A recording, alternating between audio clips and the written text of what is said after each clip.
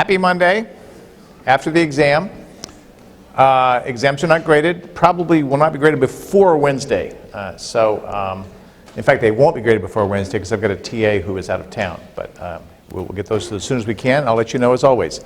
I also am aware I don't have the highlights and video from last Wednesday's lecture posted. I hopefully will get some time this afternoon. I can get those posted for everybody and get the current one up there as well. So, any thoughts about the exam? It was hard. It was hard, okay. I don't give exams that aren't hard. They're hard, yeah.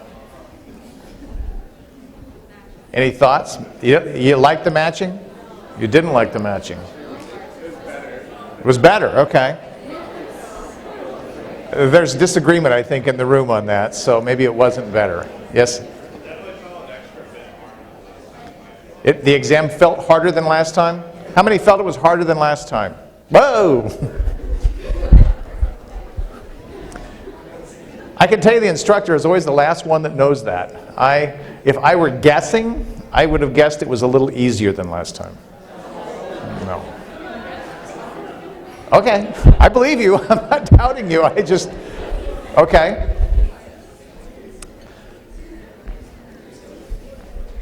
Well, we're getting ready to move into the final. And as I said last time, you will get to use a 5x8 note card that you get from me, and you will have to get it from me whether or not you intend to use a note card. So I'm putting everybody on warning that I will bring the note cards during dead week, and you will need to get it from me. If you don't get a note card from me and bring it to the final, you will lose points. So that's a critical thing. Was there a question up here in the front? That was it right there. So I'll bring it. Most people do use it, but I'm surprised there are a few people who just say they don't want to use it. That's fine too, but you still have to bring one. Okay? And there's a reason I do that, and there's a reason I make you get it from me as well. So I won't tell you what that reason is because it would destroy the reason, but there is a reason that I do it. Yes, question? Is the note card double-sided? Well, I've never seen a single-sided note card. You can use both sides. Yeah, I'm sorry. I wasn't trying to be, I guess I was being kind of flippant there. Okay, yeah. This note card has no back side. It'd be kind of like a magical note card, wouldn't it? So, sorry. I guess Monday, right? So Monday has got me in a good mood.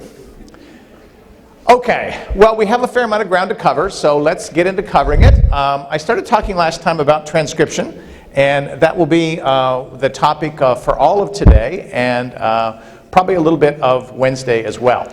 So last time when I was talking, I got to the point of talking about, why does that say replication? Because I went to the wrong one, that's why. Last time I got to the point of talking about promoters and sequences, and I alluded to this figure. I didn't show you this figure, but this figure sort of illustrates the involvement or the interaction of the RNA polymerase with the -10 and -35 sequences. I will talk later today actually about the eukaryotic promoters. Eukaryotic promoters are a lot more complicated than prokaryotic, but we still do see interaction of proteins with promoter sequences. One big difference with eukaryotic is that eukaryotic DNA polymerases generally don't interact directly with the DNA, but in fact their interactions are facilitated by other proteins called transcription factors. So transcription factors, as we will see, are proteins that interact with DNA and have some effect on transcription. Usually we think about those in a positive sense in terms of facilitating transcription, but they can also have negative effects and inhibit transcription. So, I mentioned also last time something about the transcription bubble. This illustrates the transcription bubble to you a little bit differently than what I showed you last time. In that we see, in this case, a DNA duplex, a top strand that is red and a bottom strand that is black. And we see a strand of RNA being made that is blue, and we see that 5' end of that strand of RNA hanging off of the end. The song that we did on Wednesday alluded to that end hanging off of there. And so when we look at this, we see that generally there's a short stretch of RNA-DNA that is paired together, and of course that pairing is what tells the polymerase as it's going along what to put together. Turn that down, it's a little bit loud for me. To put the, what nucleotides to put in.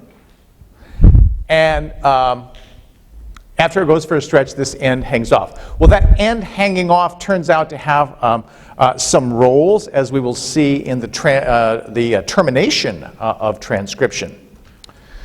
Transcription we break into three phases. Initiation, which is what gets everything started. Elongation, which is the process of just simply continuing along the way. And finally, termination.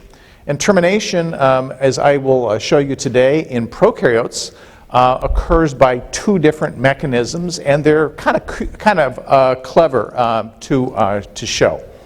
There's really not much to say about elongation other than the fact that it happens. This also illustrates to you that what I mentioned last time, which was the coding strand, which is the strand that is essentially the same sequence as the RNA with the exception that it has T's instead of U's, and the template strand, which of course is the strand that the RNA polymerase is copying. Now, termination is a critical thing because in transcription, not the entire genome is copied. And in fact, generally we have regions of, not generally, we always have regions of the genome that are copied at any given time. Transcription is important because it's one of the levels of control that cells have in terms of differential expression of genes. And differential expression of genes is very critical. When we think of our cells, we think of differentiation, and so with differentiation we know we have to have different things being made in one cell versus another cell. In prokaryotic cells, which are unicellular, they don't have the issue of differentiation, but they do have the issue of changing environmental conditions. So a prokaryotic cell that is in an abundant food source is going to be in a different environment than a prokaryotic cell that is around no food at all. And the cell that is in the abundant food source is going to have different genes being expressed and a different need for genes to be expressed than the cell that is basically over here starving to death. So the more that the cell can control differentially the expression of genes that it wishes, the better it will be. Well, so termination therefore becomes important because cells want to not only initiate in the right places, but they also don't want to waste energy by making long RNAs that it doesn't really need. So having a place where the transcription stops is critical. As we will see, as I noted, prokaryotic cells use two different transcription mechanisms. They are referred to as factor independent, meaning that they don't require a protein factor, and factor dependent, meaning that they do require a protein factor. The factor independent one turns out to be a little bit more complicated for students to understand, and so I want to say a little bit about that to begin with. This shows a sequence near a transcription terminator, okay, for a factor-independent termination. Okay? Now, if we look at this, this would be the sequence of the RNA that would be made. This is the sequence of the RNA that would be made, and you can look through and read all that. And I have drawn this in another way to show you that the sequence of this particular RNA is oriented such that it has regions that can form base pairs with each other. This is within a given strand. Notice this is only one strand. It's the same as this strand down here, but I've drawn it to show those base pairing interactions that can occur. Now, this forms something we call a stem loop structure. And yes, these things form quite readily. If there are complementary sequences within a given strand, RNA in particular will form these base paired structures like this. Okay?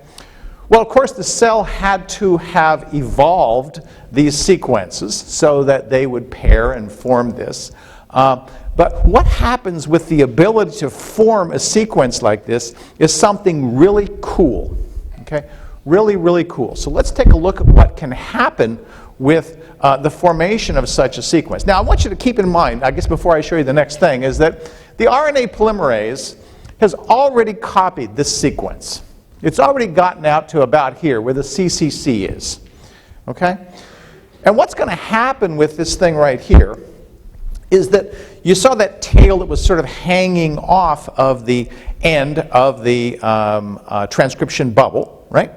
This thing can form spontaneously once these sequences get a chance to interact with each other, and they do. Well, if this thing forms, it makes a bulky structure right at the butt end of the RNA polymerase. A bulky structure at the butt end of the RNA polymerase. I like to think of this thing acting like a jack for a car when you have a flat tire. Okay? You have a flat tire, you need to lift the end of the car up so that you can unscrew the lug nuts on your wheel and take the wheel off and replace it with a tire that is not flat, right? Well, this thing acts like a jack in the sense that it lifts the butt end of the polymerase up off of the DNA. It lifts it off of the DNA. And by lifting it off of the DNA, the polymerase floats away. So by the very fact that this structure can form, and in fact does form, causes the polymerase to just go out and leave. In other words, this structure right here terminates the transcription. Okay? So it's very easy to see then how once the polymerase encounters, goes through, and synthesizes this sequence, the RNA is essentially done because this structure kicks the RNA polymerase off of the DNA. Okay, we can actually see that occurring schematically right here. Here is the RNA polymerase copying the DNA. And this figure shows one more additional thing that the last figure didn't show. The last figure showed that sequence ending in like a CCC. Okay? If you go past that CCC, what you discover is that there's usually a long stretch of U's. Why is that significant? Well, if you remember that U-A base pairs only have 2 hydrogen bonds, it means it's easier for this whole thing to fall apart. Because not only is the polymerase being lifted up, but so too is the RNA itself, only held together by relatively weak hydrogen bonds. As a consequence, as the polymerase goes away, so too does the messenger RNA that's being made. Okay? And everything goes back to normal. The DNA can then reform its duplex everywhere. Okay? And transcription has been terminated. So this is the factor-independent method that you should understand. The factor-dependent method is actually a little easier to understand, although it's a little harder to get your head around when it works. And you don't need to worry about when one mechanism versus the other is present. Okay? The cell has that figured out, and we are still ourselves figuring out when it uses one versus the other. If it has this ability to make a stem loop structure, it will definitely use the top. Okay? And if it doesn't have that, it will definitely use the bottom.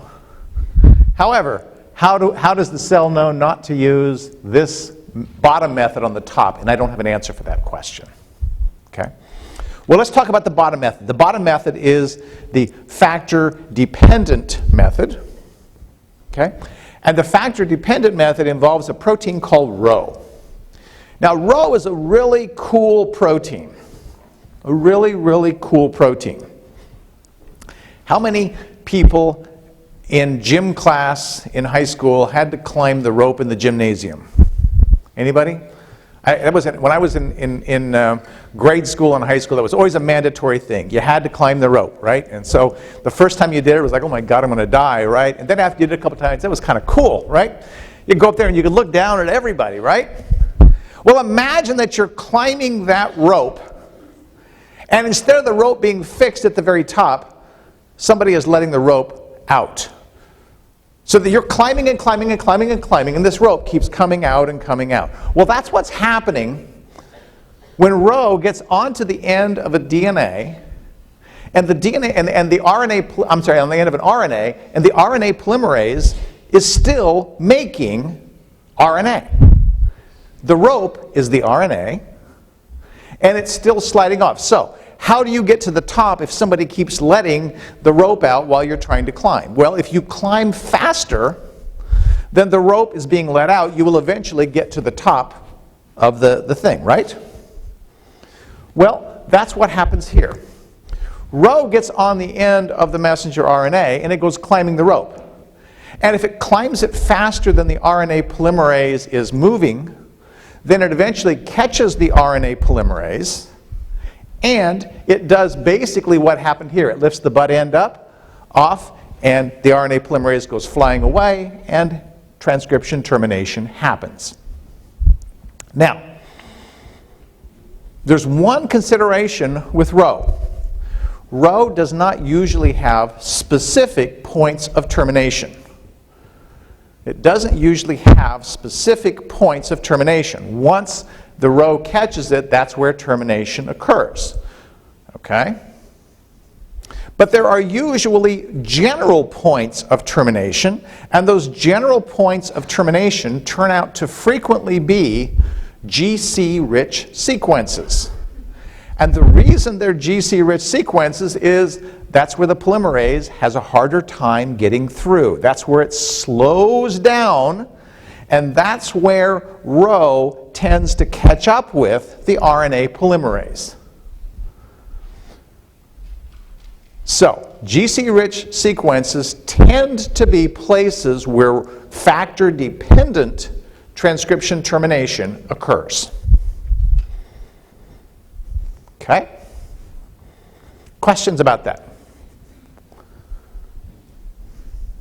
So we've got Rho, which is factor-dependent, and we've got stem loops, which are factor-independent means of termination. Okay. So, what does that say? Basically what I just told you. Okay. Let's turn our attention, and by the way, I'm talking here in terms of transcription in very general terms.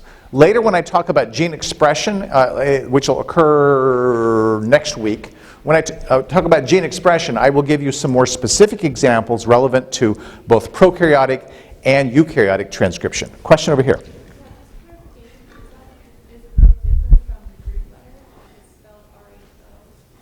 Rho is the Greek letter, yes. It's the Greek letter Rho, and we spell it with English letters as R-H-O, yes. Okay? But the symbol for it is the Greek letter Rho. Yep. You can write it either way, but I would generally say, given that Rho looks like a little squiggle, and most people have squiggly handwriting, the safest thing to do would probably be to write Rho, since you never know whether the TAs or even your idiot instructor can read your writing or not. So, yeah. Okay, let's talk about eukaryotes. Now, eukaryotes are fundamentally different than prokaryotes, not just in terms of their genes or in terms of their size or that, but fundamentally different because they have proteins coating their DNA.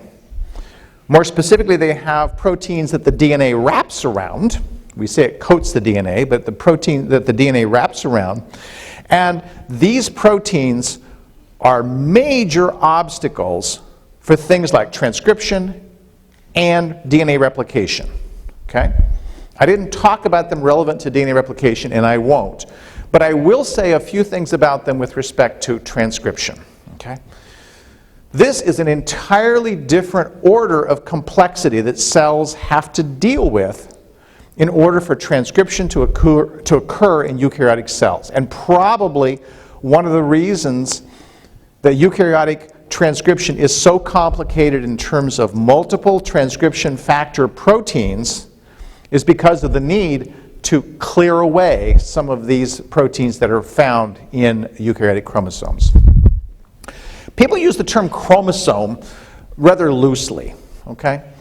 Now, technically, chromosomes are things that you can see in a microscope that contain genetic material. That's really what a chromosome, or at least what the term chromosome was first used to do. Some people refer to bacterial chromosomes simply to refer to the fact that bacteria have DNA, and that chromosomal material is the DNA. Okay? We think that there are some proteins that actually even prokaryotic DNA wraps around, but nothing to the extent like we see in eukaryotic cells. So I'm going to use the term chromosome not to mean either one or the other. Okay? I'll talk about bacterial chromosomes and I'll talk about eukaryotic chromosomes, but keep in mind that the word chromosome actually came from the eukaryotic system, where people could see these structures in microscopes. Okay. So eukaryotic chromosomes contain two things. They contain DNA and they contain a ton of protein. The proteins found in eukaryotic chromosomes are known as histones. And histones are fascinating little proteins, and they are little proteins. Okay? There are four histones that are commonly found as part of what we call a core particle. So a core particle is a structure of a bigger component of a chromosome known as chromatin. Okay? So now let's get so let's think about this in terms of structure. Biggest structure, chromosome, everything. Okay? The entire DNA and all the proteins associated with it.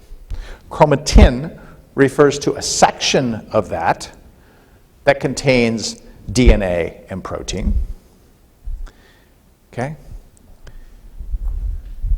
And a core particle is the smallest unit of that chromatin. It contains DNA wrapped around 4 proteins, and those 4 proteins are in pairs. Okay? Everybody with me? So that's what a core particle is. Now, the core particle, to even add this more complexity to this, the core particle is a substructure of another fundamental component of chromatin called a nucleosome. So I'm going to distinguish those for you in just a second. So I've got a core particle. Next higher size, I've got a nucleosome. Next higher size, I've got chromatin. And next higher size, I've got chromosome. All right. Where does nucleosome fit in? In order for you to understand that, you have to look at these structures that I'm showing you on the screen. Okay? Here's a chromosome. Okay? The chromosome being everything. Here's chromatin, which would be a part of that chromosome. Okay? We can actually see part of it like right here.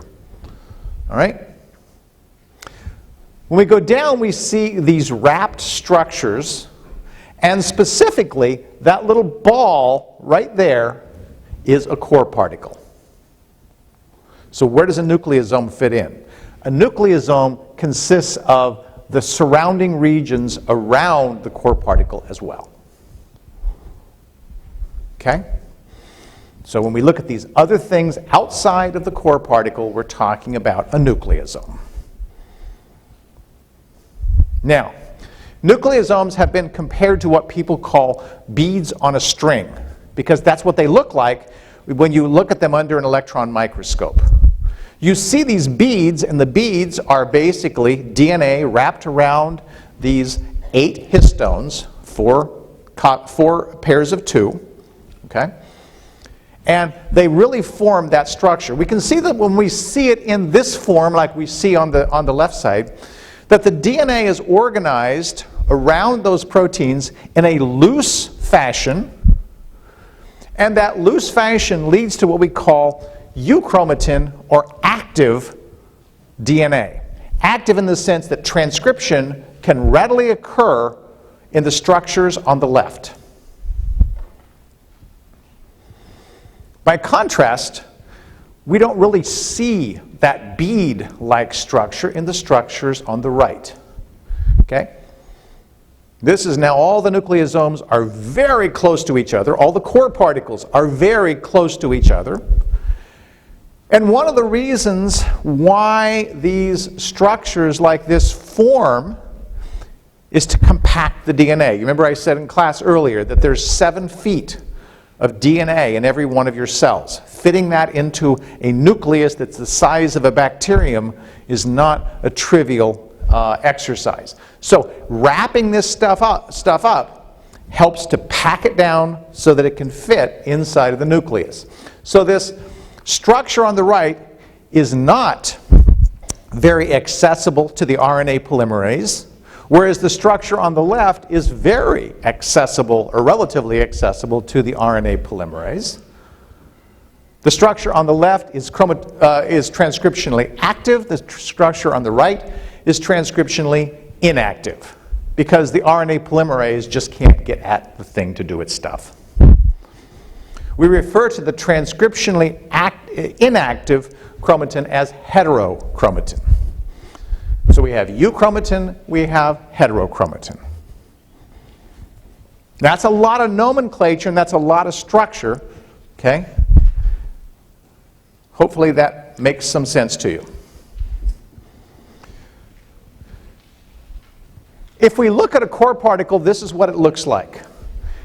And we see on here the addition of a 5th histone. I'll talk about that in a second. But before I do that, I want to point out that each one of these blue guys is paired. You can see there's a little ball there and there's a different ball underneath it. Each one of these guys is paired to give us the 8 proteins that are part of a core particle. And it also gives the names of those proteins. They're called H2A, H2B, H3, and H4. These proteins are very positively charged at physiological pH. They're very positively charged. They contain lysines and arginines. And at physiological pH, the side chains of those amino acids are positively charged. And this positive charge makes very good sense because negatively charged DNA wraps around it. They're attracted to each other. Moreover, these structures will spontaneously form. If we take these proteins, mix them up in appropriate fashions with DNA, we will see structures like this that will form. Okay? When we compare the amino acid sequences of the 4 core proteins, okay, and we compare them between yeast, which is one of the simplest eukaryotes, and human beings, which allegedly are one of the most complex eukaryotes, we see that the amino acid sequences are almost identical. They're not identical, but they're almost identical. When we see proteins that have such invariant sequences across evolutionary history, it means that there had to be selection to maintain that sequence. Mutation likely resulted in the death of the organism. Okay? Which says that the sequences that are contained in these histones are really, really critical for their function. Really, really critical for their function. You change their sequence, you can change their structure, and if you change their structure, this wrapping may not occur properly, and therefore the organism may die. Okay? Well, I mentioned a 5th histone that's present, and the 5th histone is labeled as H1. H1 histone is not part of the core particle.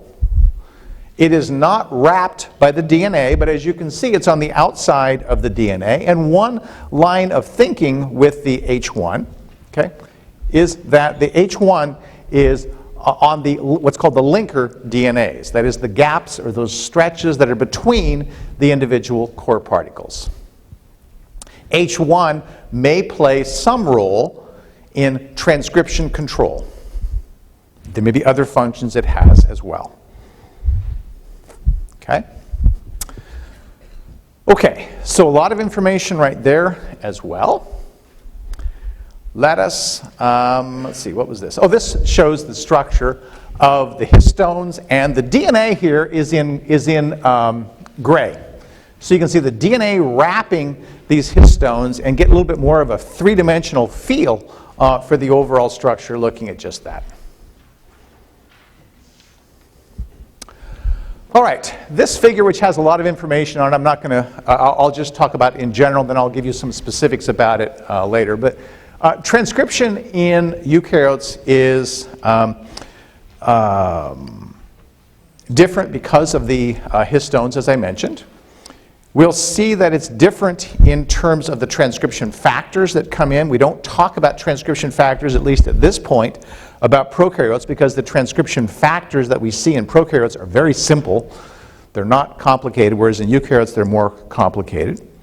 I mentioned last time that there were 3 different RNA polymerases that are present in eukaryotic cells, most eukaryotic cells, whereas there's only 1 in prokaryotic cells. We see that the RNA polymerase binds to the DNA, and we see the tail hanging off of the double-stranded DNA that are there. Okay? In eukaryotic cells, we see a lot more alteration of the RNAs that are made than we see in prokaryotic cells. There's 3 main types of RNA that I'll talk about in here, and I'll briefly mention a 4th, known as the small nuclear RNAs, or snRNAs. But the primary types of RNA that we'll talk about here are the transfer RNAs, which are the tRNAs, the ribosomal RNAs, which are the rRNAs, and the messenger RNAs, which are the mRNAs. And of course, it's the messenger RNAs that code for the protein. If we look at the RNAs that are made in prokaryotic cells, okay, we see that there's a little bit of chemical alteration that I'll talk about later with respect to the tRNAs. And there's some alteration, though not quite as extensive, of the ribosomal RNAs. But when we look at prokaryotic cells, we see very little alteration of the messenger RNAs. And that's very different from eukaryotic cells. Virtually every eukaryotic messenger RNA is altered. Okay? And I'm going to show you several ways in which that alteration occurs. It occurs at the 5' end, it occurs at the 3' end, and it occurs internal to the sequence of the messenger RNA. We don't see those kinds of things in prokaryotic cells for the most part. Okay? Okay. So let's talk about some of those things that are alterations. By the way, I noticed just before class that the video is no longer available, so that unfortunately that link is dead. I'll have to fix that for you. When I look at transcription in eukaryotic cells, we see schematically something like this, although realistically it's quite a bit more complicated than what I'm showing you here. But we see some control regions that are ahead of the transcription start site.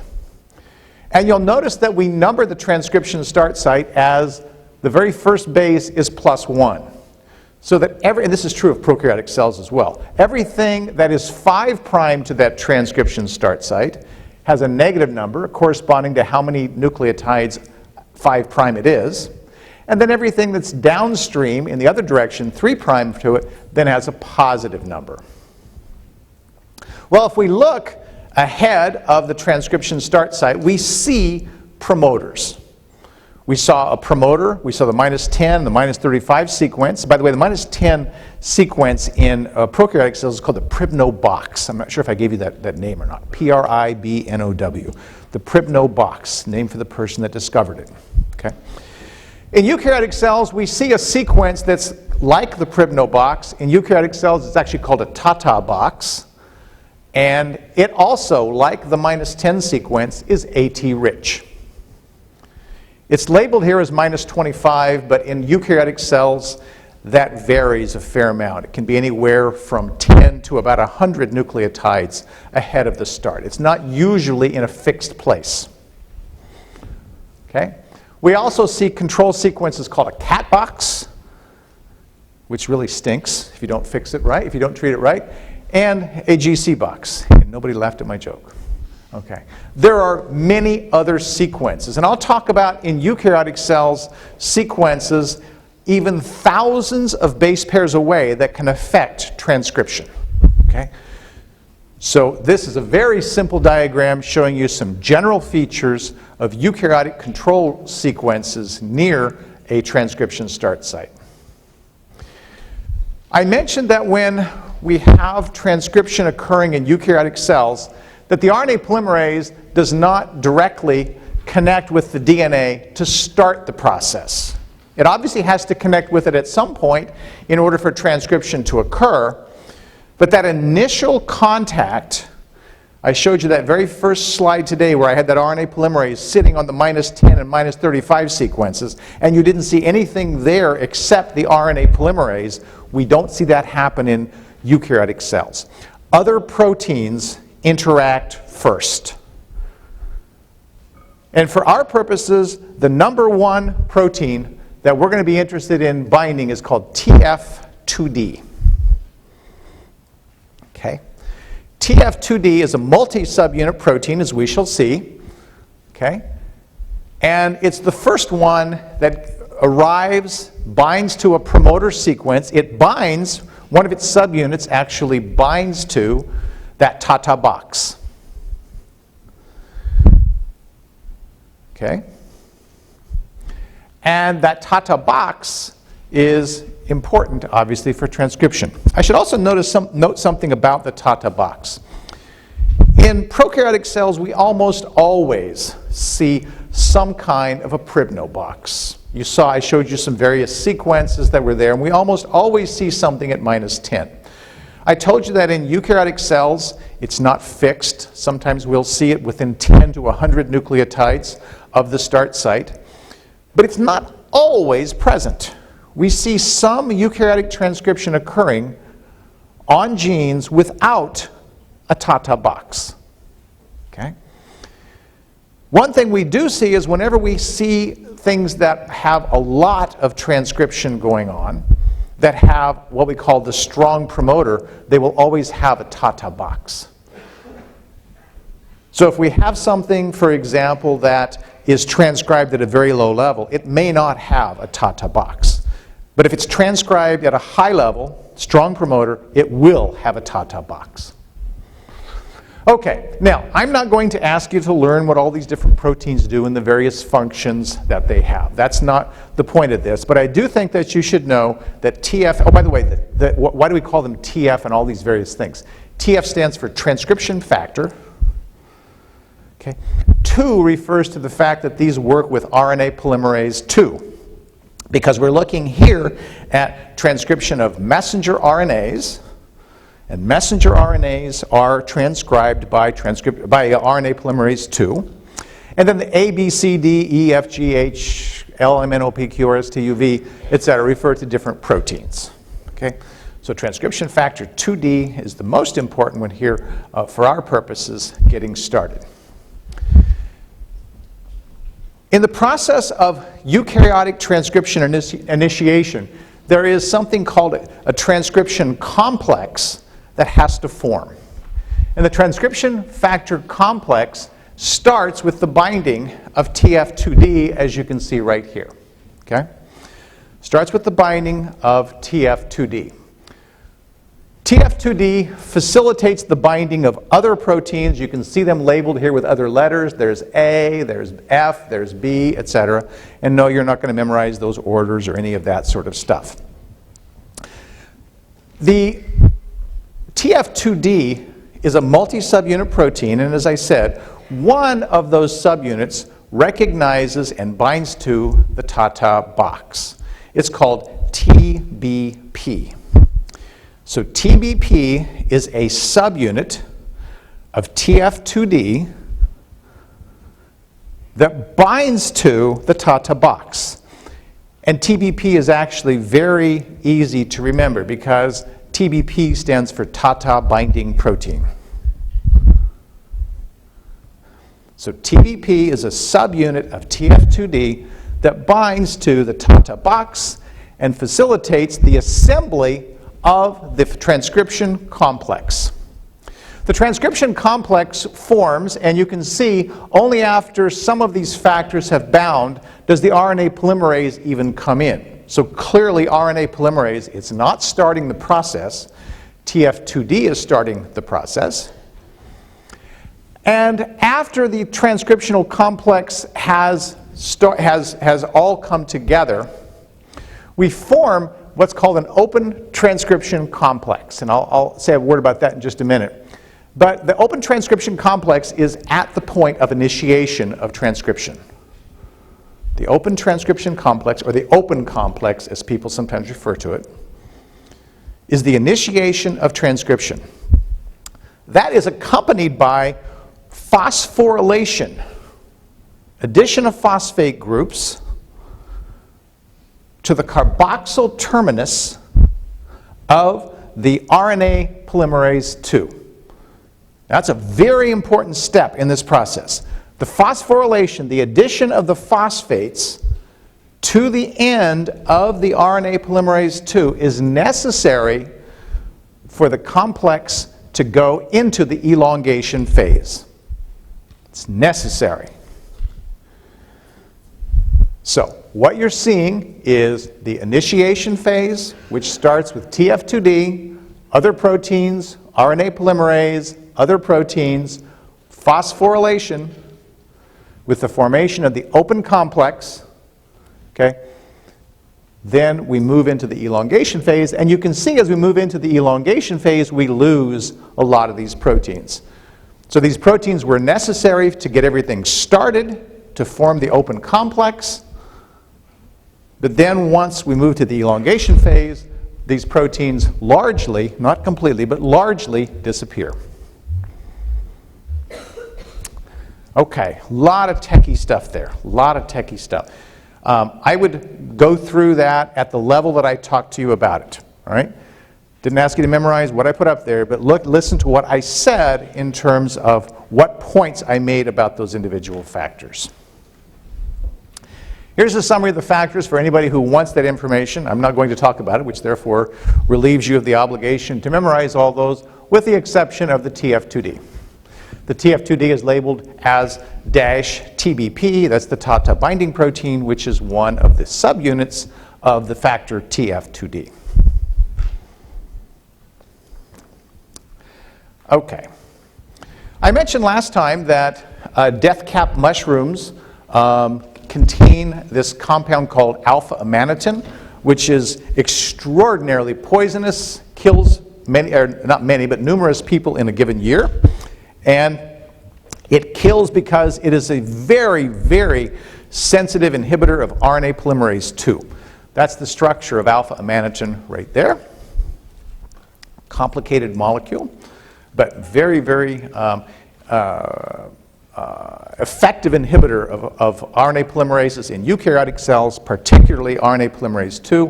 It does not affect prokaryotic RNA polymerases. Okay, let's see, where was I? Let's talk about messenger RNAs.